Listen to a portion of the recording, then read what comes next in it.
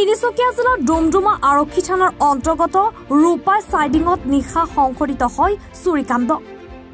ৰূপাই চাইডিঙত থকা মেচাৰ্ছ কেপি মেডিকেলছ নামৰ ফাৰ্মাচীখনত নিশা সংঘটিত হয় এই চুৰিকাণ্ড। নিশা প্ৰায় 1:15 দোকানখনত তিনিটাকৈ চোৰ সোমাই কেছ বক্সত থকা প্ৰায় 30,000তকৈ অধিক ধন লৈ যায় বুলি দোকানখনৰ গৰাকীয়ে জানিবলৈ দিয়ে।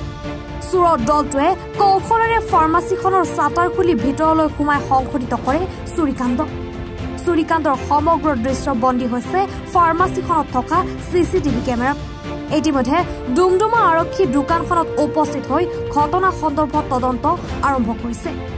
ডুমডুমাৰ পৰা ৰঞ্জিত চেত্ৰীৰ প্ৰতিবেদন, এনি ভাৰত 24।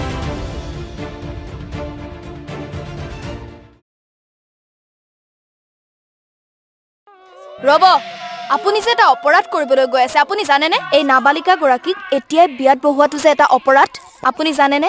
অপৰাধ কেনেকৈ?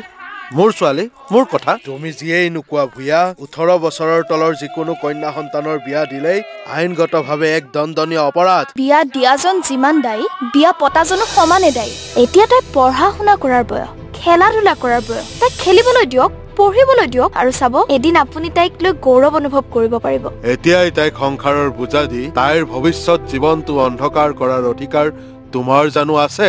মোৰ ভুল হৈ গ'ল মাজনী, মোক ক্ষমা কৰিবা।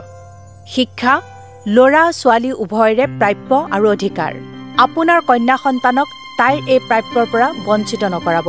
বাল্য বিবাহ ভাৰতীয় আইনৰ দ্বাৰা বিহিত এক দণ্ডনীয় অপৰাধ। এনে অপৰাধ কৰি আপোনাৰ কন্যা সন্তানৰ ভৱিষ্যত অন্ধকাৰৰ মাজলৈ ঠেলি নিদিব।